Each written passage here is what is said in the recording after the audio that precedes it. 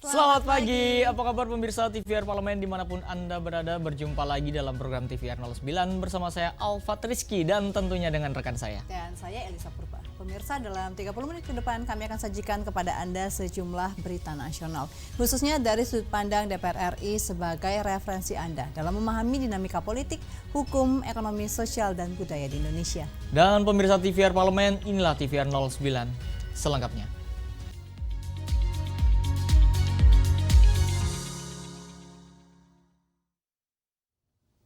Pemirsa, anggota BAM DPR RI Siti Mukaromah menilai perlu adanya regulasi tarif yang berkeadilan untuk para driver dan aplikator transportasi online. Badan Aspirasi Masyarakat atau BAM DPR RI menggelar fokus group discussion tentang penataan ulang regulasi transportasi online yang berkeadilan.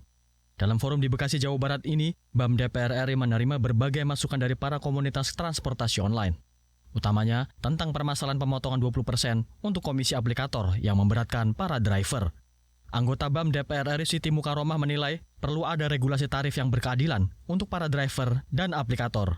Pertama adalah pemerintah punya kewajiban dan tentunya ini juga bersama dengan DPR untuk membuat sebuah tatanan atau aturan regulasi yang tentu melindungi, mengayomi kepada mereka. Nah, dalam hal ini melindungi, mengayomi ini adalah tentu harus berkeadilan. Berkeadilan dari segala sisi. Baik itu sisi kenegaraannya itu sendiri, tidak melanggar aturan yang menjadi aturan dasar dari sebuah negara. Kemudian yang kedua juga memberikan pengayoman, perlindungan kepada mereka para pelakunya. Sementara anggota BAM DPR RI Muhammad Haris berpendapat penurunan potongan tarif menjadi 10% dapat dipertimbangkan sebagai solusi. Yang kedua, dan bahkan ini mungkin yang lebih urgen, mendesak, dan lebih cepat bisa diselesaikan adalah komisi. Teman-teman menginginkan 10%. Hemat kami, para pemilik aplikasi bisa secara transparan menyampaikan kepada teman-teman ojol bagaimana peluang terjadinya untuk kemungkinan untuk 10%. Karena apa? Karena sekarang semua bisa menghitung. Kita ini hidup dalam negara demokrasi yang serba digital ini semua bisa dihitung gitu. Dari Bekasi, Jawa Barat, Temirian Syah, TVR Parlemen melaporkan. Pemirsa, Wakil Ketua BKSAP DPR RI Rafindra Airlangga tegaskan bahwa DPR RI akan dorong kerjasama Indonesia-Iran mengingat potensi besar Iran dalam teknologi kesehatan. Badan Kerjasama Antar Parlemen atau BKSAP DPR RI memperkuat kerjasama bilateral dengan Iran terkait bidang medis dan pariwisata. Iran bahkan membuka peluang pemberian beasiswa bagi mahasiswa Indonesia di bidang medis. Wakil Ketua BKSAP DPR RI Rafindra Airlangga menegaskan DPR RI akan mendorong kerjasama itu mengingat potensi besar Iran dalam teknologi kesehatan. Iran merupakan salah satu negara pionir dalam robotik surgery di kawasan Timur Tengah yang sudah diterapkan di rumah sakit besar di Teheran dan Shiraz. Selain itu, Indonesia dan Iran sepakat untuk memperkuat promosi pariwisata guna meningkatkan angka kunjungan wisatawan kedua negara. Terkait dengan pertemuan delegasi Iran, mereka menyatakan bahwa mereka ingin sekali ada kolaborasi, terutama di bidang medis. Tadi ditawarkan juga apakah bisa ada kerjasama di bidang membangun rumah sakit, karena ya, seperti yang disampaikan Pak Utut Adianto, Iran memiliki kapasitas di bidang medis, contohnya dalam robotic surgery yang tidak diketahui banyak orang. Itu mungkin highlightnya, dan mereka ingin memberikan beasiswa, kemudian berharap ada turisme antar Indonesia dan Iran semakin meningkat. Mungkin saya harus koordinasi dan komunikasi ke Kemenkes. Kemarin tadi saya juga sampaikan saya harus berkomunikasi ke Kemenkes dulu terkait proposal kerjasama ini, dan menunggu resminya bagaimana tanggapan dari Kemenkes. Rafindra menyatakan bahwa kolaborasi ini akan memberikan manfaat strategis bagi kedua negara sekaligus mempererat hubungan diplomatik Indonesia-Iran yang telah terjalin sejak tahun 1950. Halim dan Yoga, TVR Parlemen melaporkan. Pemirsa, selain dengan Iran, Indonesia juga berkomitmen memperkuat hubungan bilateral dengan Senegal melalui peningkatan kerjasama perdagangan dan juga kesehatan. Dan kami akan hadirkan informasinya usai jeda, tetaplah di TVR 09.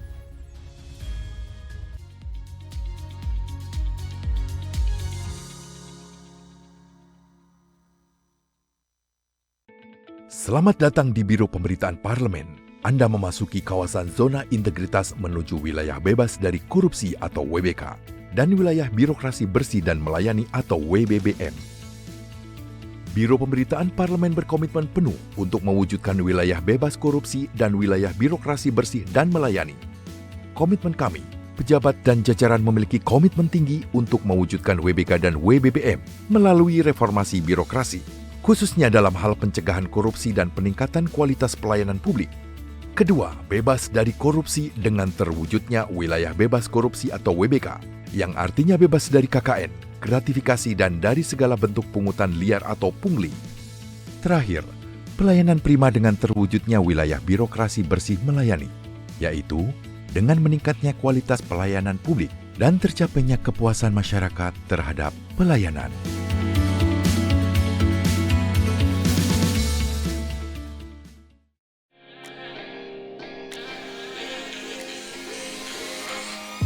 Kalau awal mula terjun ke dunia politik, karena saya ini sejak tahun 2000 jadi pilihannya Bu Mega, Presiden kelima, untuk menjadi perancangnya beliau. Sejak itu akhirnya saya jadi langganannya Bu Mega dan saya akhirnya menjadi teman beliau. Politik itu adalah kehidupan. Latar belakang manapun, termasuk yang memiliki latar belakang kesenian, kebudayaan, itu layak untuk menjadi bagian dari kerja-kerja politik.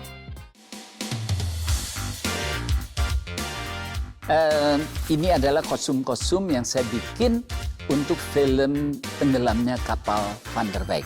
Ya, dan yang menurut saya menarik dari film ini karena di tampilan film Tenggelamnya Kapal Van der Weyck kita melihat kostum-kostum tradisi, pada saat bersamaan kita melihat kostum-kostum internasional. Hanya di TVR Parlemen.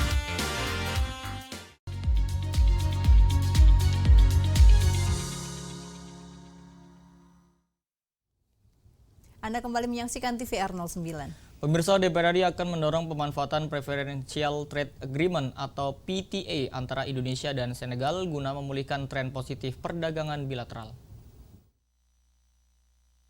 Wakil Ketua Badan Kerjasama Antar Parlemen atau BKSAP DPR RI Rafindra Erlangga menyatakan Indonesia berkomitmen memperkuat hubungan bilateral dengan Senegal melalui peningkatan kerjasama perdagangan dan kesehatan. Terkait adanya penurunan volume perdagangan Indonesia-Senegal pada tahun 2023, kedua negara sepakat pentingnya optimalisasi Preferential Trade Agreement atau PTA yang telah ditandatangani.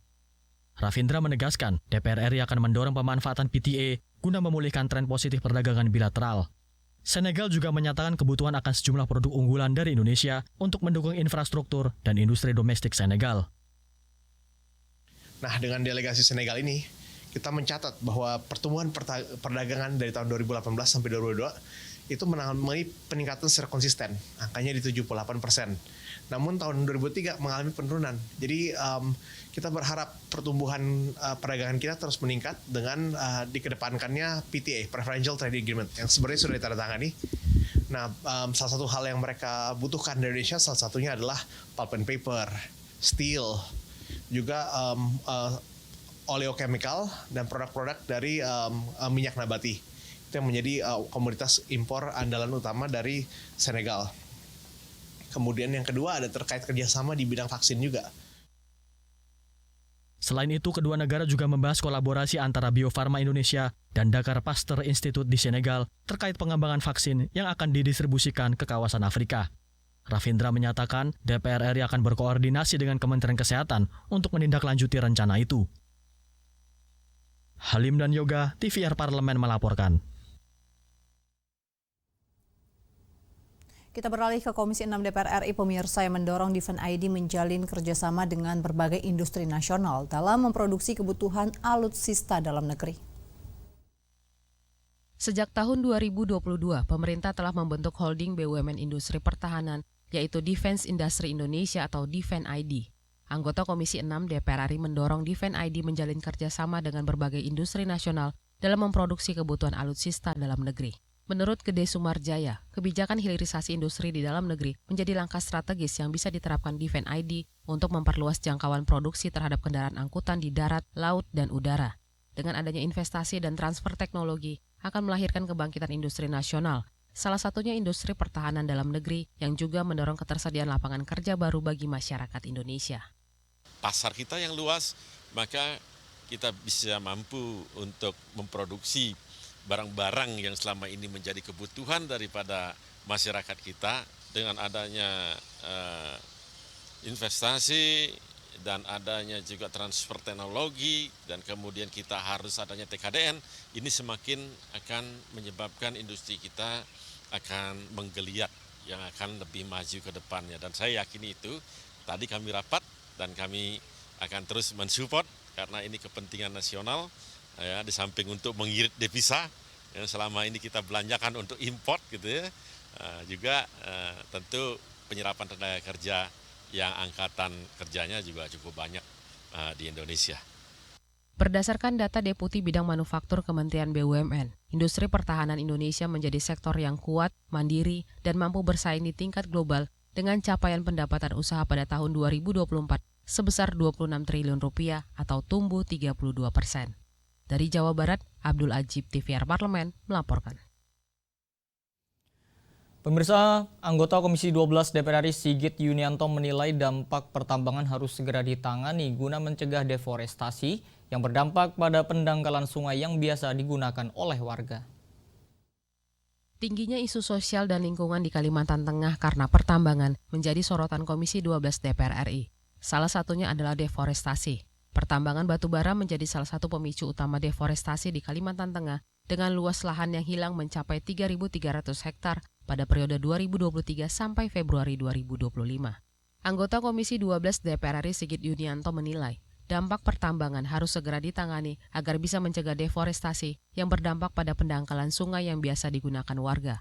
Para pengusaha tambang di Kalimantan Tengah diimbau mematuhi aturan terkait kelestarian lingkungan hidup di sekitar lokasi tambang. CSR perusahaan-perusahaan tambang juga masih perlu ditingkatkan karena belum maksimal menyentuh kebutuhan masyarakat sekitar yang terdampak aktivitas pertambangan.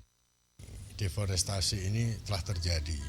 Sungai-sungai dulu yang saudara-saudara kita transportasi melalui sungai, sekarang ini sudah banyak yang nggak bisa dilalui. Itu sudah deforestasi karena terjadi pendangkalan.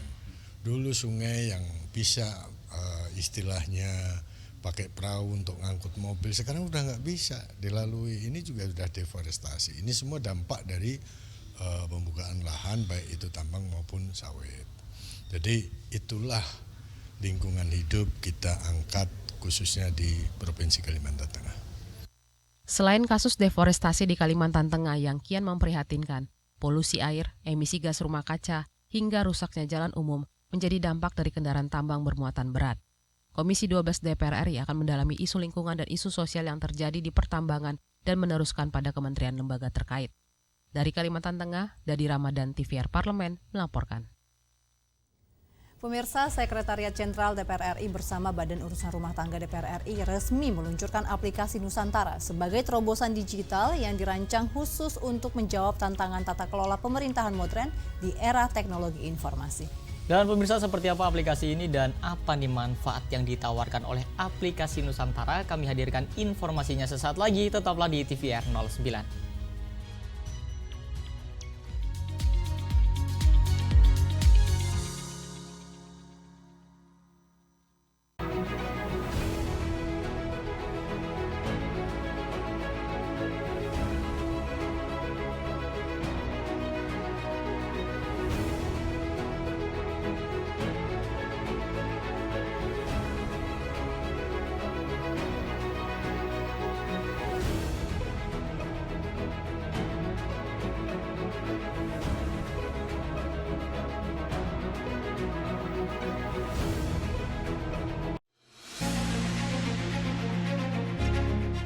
Di Komite Peace and Security, Pak, Israel sampai walk out nih, Pak. Yang bikin Israel walk out itu adalah banyak negara barat yang ternyata dengan berani sekarang mendukung resolusi two-state solution ini. Berarti negara-negara barat sekarang sudah mulai tidak takut dengan Amerika. Betul, kalau ada pemerintah yang standar ganda, yang nutup mata terhadap kekejaman Israel, dia bukan cuma dihukum oleh publik internasional, hasil pemilunya juga bisa mencerminkan hukuman kepada pemerintah yang tidak bersuara terhadap kezaliman Israel terhadap Palestina ini. Bagaimana pandangan Bapak melihat rencana pemerintah untuk mengevakuasi warga Gaza ke Indonesia? Kami di parlemen mengingatkan, evakuasi hati-hati, tapi relokasi tolak. Kenapa harus hati-hati, Pak? Saat ini kita memiliki target kemerdekaan Palestina wajib didapatkan. Kita punya utang konstitusi kepada Palestina. Hanya di TVR Parlemen.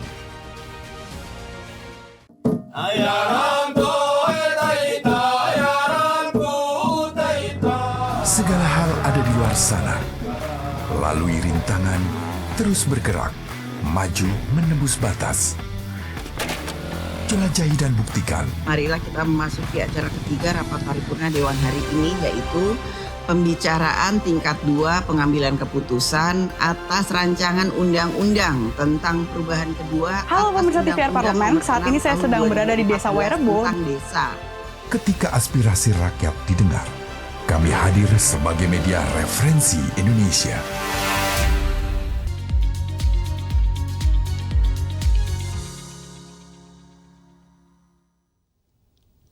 Pemirsa, tadi kita sudah membahas mengenai aplikasi Nusantara nih Alfat, yang ternyata tidak hanya sekadar wadah administratif dan modernisasi birokrasi, melainkan juga super app yang mengintegrasikan beragam layanan digital yang sebelumnya terpisah. Dan semua layanan yang terintegrasi ini diyakini akan semakin mendekatkan anggota DPR dengan rakyat di daerah pemilihan mereka, serta memperkuat koordinasi lintas fraksi nih, Elisa. Nah, tentu kita ingin mengetahui lebih dalam. Nah, mari pemirsa kita simak informasi selengkapnya yang telah dikemas oleh tim redaksi TVR Parlemen dalam segmen Lensa Parlemen berikut ini.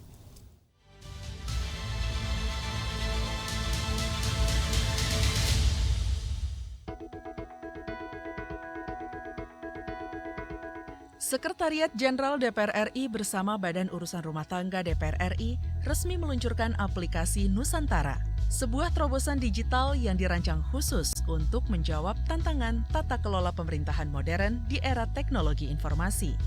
Aplikasi Nusantara tidak hanya sekedar wadah administratif dan modernisasi birokrasi, melainkan super app yang mengintegrasikan beragam layanan digital yang sebelumnya terpisah, mulai dari sistem profil anggota, pengelolaan rapat, hingga produk legislasi dan pengaduan masyarakat yang semuanya kini dapat diakses dalam satu platform terpadu.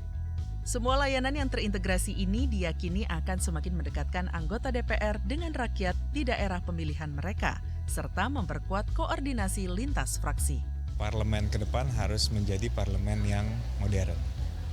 Nah, tentu launching aplikasi ini langkah yang baik untuk menjawab tantangan. Tantangan apa? Tantangan perkembangan teknologi. Terkait dengan bagaimana anggota DPR bisa menyuarakan aspirasi masyarakat lebih efektif lagi. Aplikasi Nusantara ini kan memadukan semua aplikasi yang ada di DPR untuk dalam satu aplikasi super app ya. Sehingga ini untuk memudahkan anggota dewan khususnya ya, mencari berbagai data ya. Data tentang naskah akademis, RUU, dan data-data lain yang dibutuhkan tentunya. Dan ini akan terus dikembangkan isinya, sehingga memang nanti kita berharap aplikasi Nusantara ini menjadi satu tools yang bisa mempermudah anggota dewan dalam hal bekerja atau menyelesaikan masalah-masalah gitu ya. Jadi ini menurut saya memberikan kemudahan, ya, insya Allah dimudahkan juga untuk perkembangannya ke depan. Dan yang terpenting sekali keinginan untuk terus berinovasi, memberikan fitur-fitur baru di dalam super app ini, Nusantara super app ini insya Allah juga bisa memberikan rasa kepemilikan dari anggota DPR, dan anggota DPR-nya semua jatuh cinta gitu. Jadi nggak usah aplikasi-aplikasi di luar sana, jadi aplikasi khusus yang dimiliki oleh kita gunakan sendiri dan memudahkan kinerja kita untuk memberikan manfaat kepada masyarakat. Kedepan, aplikasi Nusantara akan berpotensi dilengkapi oleh layanan revolusioner seperti kecerdasan buatan untuk merangkum rancangan undang-undang dan menganalisis aspirasi, notifikasi legislatif berbasis isu terkini, dashboard kinerja anggota, pelaporan kunjungan dapil secara real-time, serta integrasi video conference internal.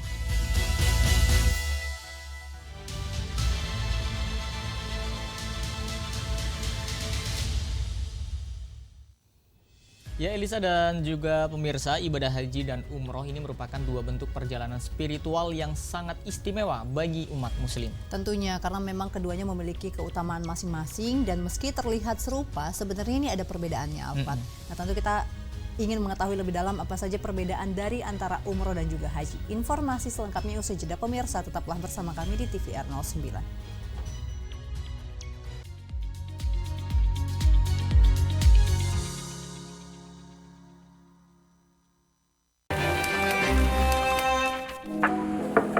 Hei, ya silakan. Halo, saya Haji Syarif Abdullah Al-Qadri SHMH. Kalian menyaksikan di balik kursi. 2014 saya mencalonkan diri sebagai anggota DPR RI dan saya sebagai ketua DPW-nya sampai sekarang. Ya. 2019 saya maju kembali, terpilih kembali. Kemudian kemarin 2024 saya terpilih kembali. Alhamdulillah kekompakan kita bersama sejak 2016 terus jembatan Landak. Waktu itu bisa kita duplikasikan, kemudian lanjut jembatan Kapuas dan jembatan Sambas bisa terwujud. Saya kira masyarakat berhak untuk menyampaikan ya aspirasi dan saya juga terima kasih apresiasi masyarakat terhadap program yang sudah kita sampaikan. Terima kasih kepada teman-teman TV Parlemen yang mengikuti kami selama dalam perjalanan dan kita akan bertemu kepada episode berikutnya. Hanya di TVR Parlemen.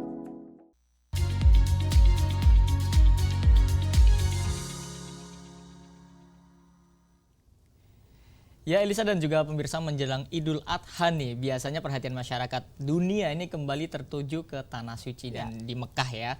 Dan jutaan umat muslim dari berbagai negara berbondong-bondong menjalankan rangkaian ibadah haji di Mekah. Nah di samping itu banyak juga ternyata dari kita yang mungkin sudah sering mendengar soal haji dan umroh, namun sebenarnya apakah kita sudah benar-benar paham perbedaannya dan kenapa kedua ibadah ini istimewa di dalam Islam? Dan langsung saja tanpa berlama-lama mari kita saksikan tayangan terkait ibadah haji dan umroh dalam segmen Intips, informasi dan tips untuk Anda.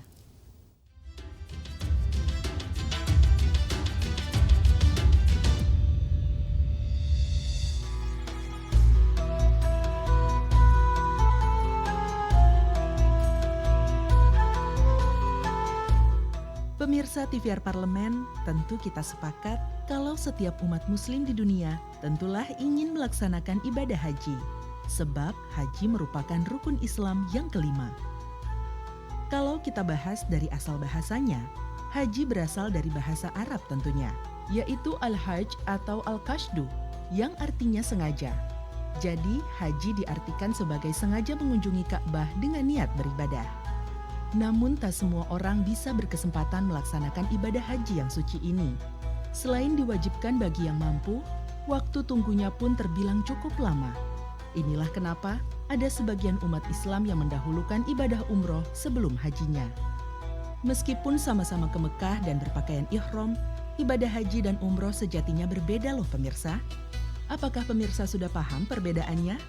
Mari kita ulas. Perbedaan mendasar terletak pada waktu dan tempat. Umroh dilakukan sewaktu-waktu. Artinya, pemirsa bisa melakukan umroh pada hari atau bulan yang diinginkan. Dan tempat ritualnya pun hanya di Mekah. Sedangkan haji hanya dapat dilakukan pada waktu yang sudah ditetapkan, yaitu tanggal 8 sampai 12 Zulhijjah. Tempat ritual ibadahnya pun menjangkau sampai keluar kota Mekah. Dari sisi jangka waktunya, pelaksanaan ritual haji dapat mencapai 5 hari, sementara umroh dapat dilakukan hanya dalam hitungan 3-4 jam.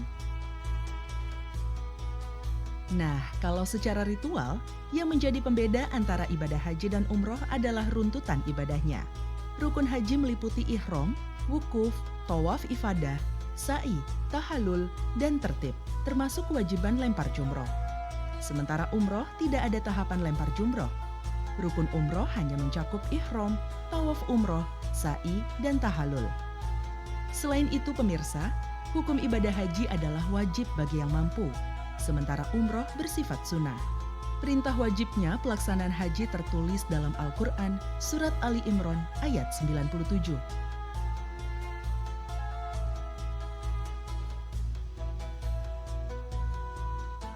Yang artinya, padanya terdapat tanda-tanda yang nyata makam Ibrahim, barang siapa memasukinya menjadi amanlah dia.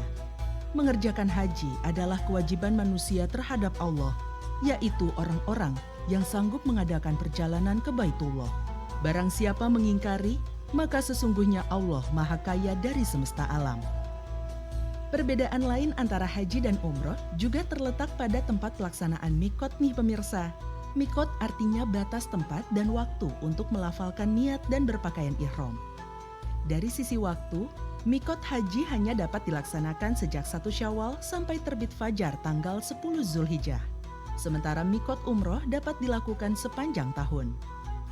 Nah pemirsa, kita juga perlu tahu loh, kalau tata cara dalam melaksanakan ibadah haji juga dikelompokkan menjadi 3 macam. Yang pertama adalah haji ihram, yaitu melaksanakan ibadah haji dengan niat untuk berhaji saja. Jika telah selesai mengerjakan haji atau tahallul yang kedua, maka ia berihram untuk melaksanakan umroh. Yang kedua adalah haji qiron, yaitu melaksanakan ibadah haji berihram dan umroh dengan 1 niat, 1 tawaf, dan 1 sa'i. Sedangkan pelaksanaan haji ini wajib membayar dam dengan menyembelih binatang kurban sesudah mengerjakan tahallul dan ihram. Yang ketiga adalah haji tamattu, yaitu melaksanakan umroh terlebih dahulu, lalu dilanjutkan ibadah haji. Kemudian setelah selesai mengerjakan umroh dan tahallul, baru berniat ibadah haji pada tanggal 8 Zulhijjah. Pelaksanaan haji diwajibkan menyembelih kurban setelah mengerjakan ihram haji. Sejumlah aturan terkait perintah haji dan umroh itu termaktub dalam surat Al-Baqarah ayat 196.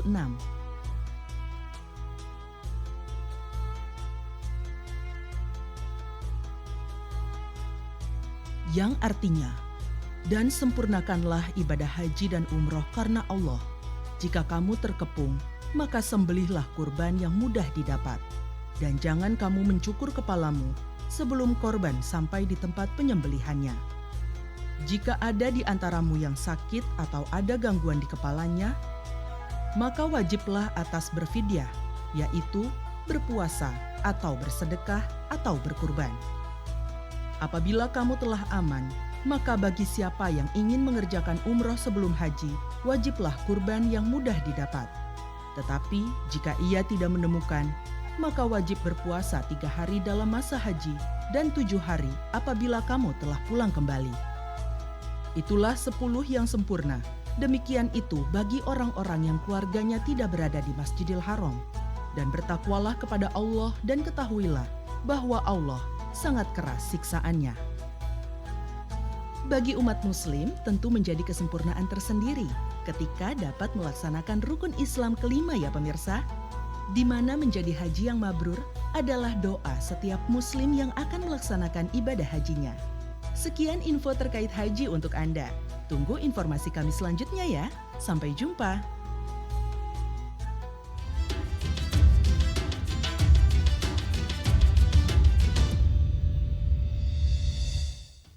Tentu kita berharap ya Alfat untuk pemirsa dan juga mungkin siapa saja yang sudah memiliki rencana untuk berangkat haji tahun ini semua ibadahnya bisa berjalan dengan lancar. Lancar dan juga pulang-pulang bisa menjadi haji yang mabrur tentunya. Tentunya. Dan pemirsa, informasi tadi sekaligus menutup jumpa kita di pagi ini. Namun di penghujung acara kami informasikan kepada Anda agenda DPR RI pada hari ini Senin 19 Mei 2025.